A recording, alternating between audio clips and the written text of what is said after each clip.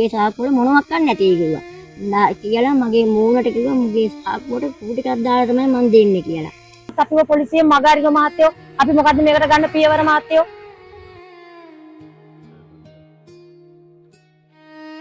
ඒ පුතා නදුන් සඳරුවන් වික්‍රමාරච්චි කියන්නේ මගේ දෙවෙනි පුතා. මගේ පුතා කිසිම වරදක් නැතුව මෙන්න මේ ගහේ මේ වල්ලපට්ට ගහක් කපලා පොලිසිය රිටා වෙච්ච සරත් මහතාගේ ඉඩමේ මේ කපවලා ගැට ගහලා තිබිලා තියෙන මෙන්න මේ ගහේ මං ඇවිල්ලා මේ දරුවගෙන් විස්තර අරගෙන ඇවිල්ලා බැලුවා මෙතන. බැලුවන් දරුවා කිව්වා මේ මම වල්ලපට්ට ගහ කැපුවේ ඇත්ත. මං කුඩු මේව කරේ නෑ කියලා. ඊට පස්සේ මගේ දරුවා මේ ඉස්කෝලේ අවුරුදු 4ක් කැඩෙක් කරා.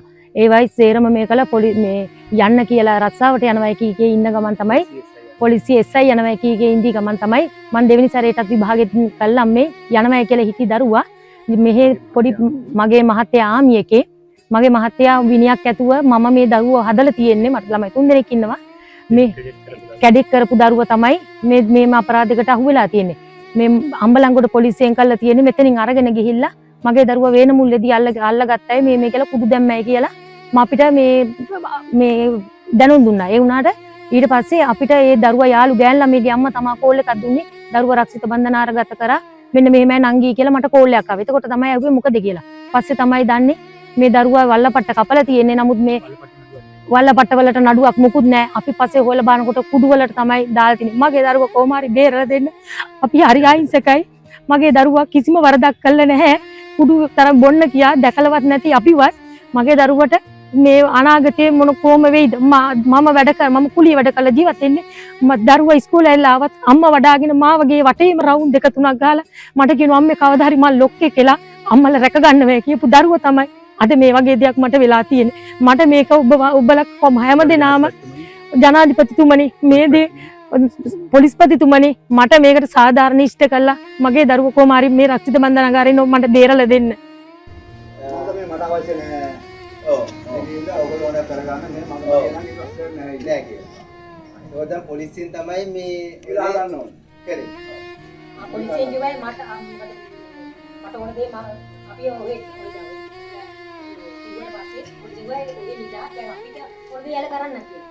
ඔව් මේව මම කිව්වා මට නඩුව අවශ්‍ය නෑ මගේ එකේ නඩුව අවශ්‍ය නෑ. ඔව් අපි විඳ ගන්න.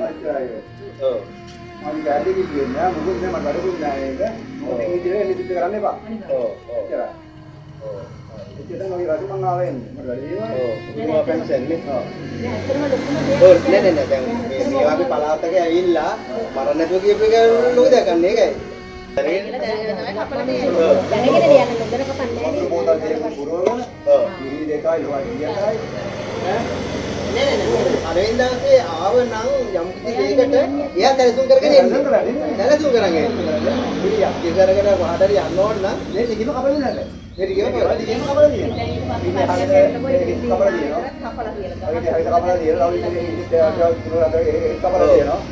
කපලා දෙනවා. අරන් ගියා නෙවෙයි කියලා. අපේ හත් කපලා දෙනවා. අපේ හත් කපලා දෙනවා. ඉතින් දිනු ඉහෙල දෙනවා. අපි දැන් මේක තමයි. දැන් මට අපිට ආවේ ගෙදරින් ආවේ යාළුවෝ ටික දෙර යනවා කියලා විතරයි.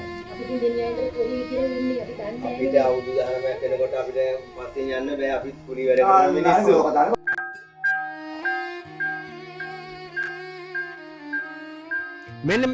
මෙන්න මෙතෙන්දි තමයි මහත්තයා මේ මගේ පුතා නතුන් සඳරුවන් වික්‍රමාරච්චි අත්අඩංගුවට ගත්තා කියලා කියන්නේ. අත්අඩංගුවට අරගෙන තියෙන්නේ මෙතෙන්දි කියලා තමයි පොලිස් නිලධාරී කියන්නේ. පොලිස් නිලධාරී කියන විදිහට මෙතෙන්දි අත්අඩංගුවට ගත්තා නම් කොහොමද අතන මේ සරත් මහත්තයා බාර දුන්නේ පොලිසියට? පොලිසියට සරත් මහත්තයා බාර දීලා පොලිසියට ප්‍රකාශකුන් ලබා දීලා තියෙනවා. කොහේ ඒ ප්‍රකාශ කොහෙද තියෙන්නේ? මෙතෙන්දි ගත්තා නම් මෙතෙන්දි තියෙන්න ඕන මේ CC කැමරා හයි කරලා තියෙන්නේ. CC කැමරා හයි කරලා නම් අන්න ඒවා වීඩියෝ රෙකෝඩින් ඔක්කොම තියෙනවා. නමුත් ඒවා බලන්නේ නැතුව තමයි මෙයා මේ අත්අඩංගුවට ගත්තයි කියලා කියන්නේ. පොලිසියෙන් කියන ප්‍රකාශවලට මහේස්ත්‍රාත්තුමත් මගේ දරුවා මේ රක්ෂිත බන්ධනාගාරගත කරලා තියෙනවා. මගේ දරුවා කොහොම හරි බේරලා දෙන්නේ කියලා මම දැන් කියන්නේ. පොලිසිය ප්‍රකාශය දීලා තියෙනවා මේ මගේ පුතා මෙතෙන්දී අත්අඩංගුවට ගත්තයි කියලා. නමුත් මම යුද හමුදාවේ අවුරුදු 14ක සේවා කාලයකින් පස්සේ නික්ම වුණ සොල්දාදුවෙක්. නමුත් මේ ඔහු දැන් මෙතෙන්දී අත්අඩංගුවට ගත්තා නම් ඔය පොලිසියේ ඉන්නේ තොත්ත බබාලාද? දරුවද සූපුවෙන් කිරිපෝලද ඔකු අතලා තියෙන්නේ පොලිස් පාතතුමා ඔවා දන්නේ නැද්ද?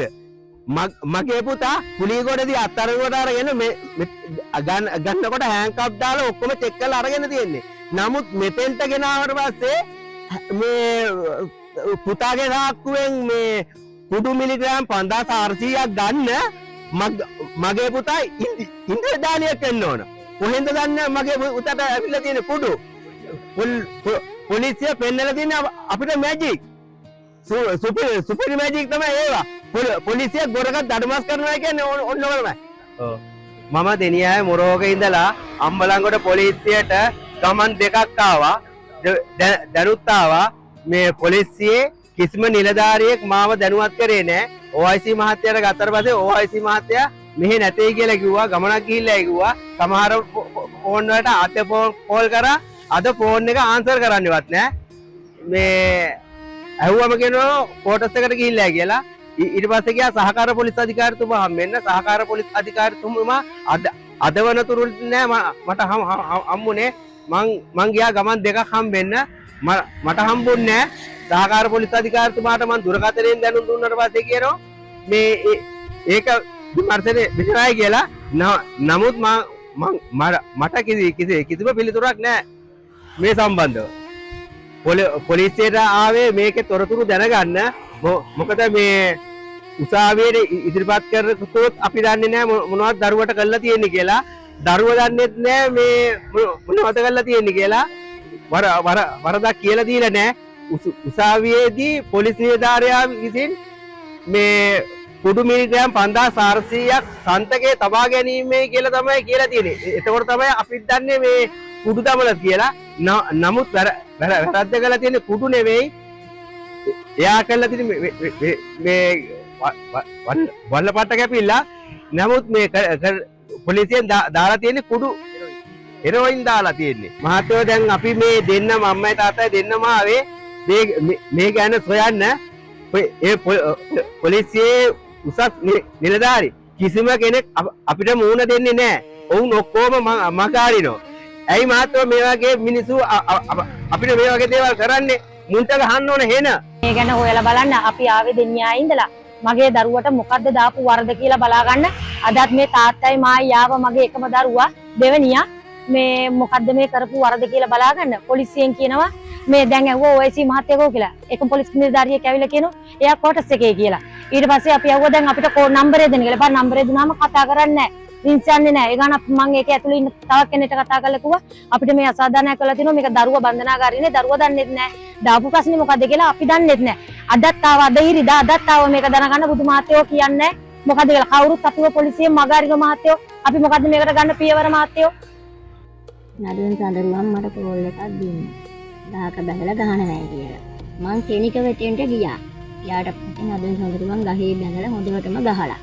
මං එතෙන්ට යනකොට මං ඇහුවා ඇයි මෙයාකට ගහලා තියෙන්නේ කියලා. පොලිසියෙන් එනකන් කිව්වා.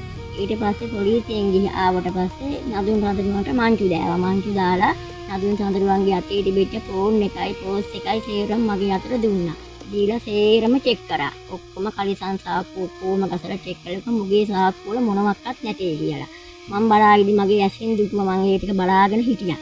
ඊට පස්සේ මංචු දාලා දෙපාරක්ම යගේ සාක්කු චෙක් කරා. ටීවී එක ගාවට එක්කන් ගිහිල්ලා චෙක් කරා. සාක්කු චෙක් කරලා යතුරක් තිබිලා මට දුන්නා. මේ සාක්කු යතුර විතරයි තිබුණේ කියලා. මුගේ සාක්කු වල මොනවත් නැtei කිව්වා. කියලා මගේ මූණට කිව්වා මුගේ සාක්කුවට කූ ටිකක් දාලා තමයි මං දෙන්නේ කියලා. ඊට පස්සේ මං ගියා පොලිසියට. පස්සේ උදේ මට පොලිසිය එන්න කියලා ගියාට පස්සේ මං ඇහුවා පුතා ඔයා කෑවද කියලා. කෑවේ නෑ නන්දේ. මට හොඳටම ගැහුවා. මගේ මේ ඇඟිලි ඔක්කොම රිදෙනවා. මට අඬා කිව්වා. මගේ අතපය ඔක්කොම රිදෙනවා. මට කොන්දට ඇන්න මහා පාර තාලහාමි කෙනෙක් කියලා මගේ මූණටම කොටින් මට දුකයි සර් මේ ගැන. මං ඒච්චුව ලොකු මහත්තයා හම්බ වෙලා ඇහුවා ඇයි මගේ පුතාට ගැහුවේ කියලා. ඒත් නෑ.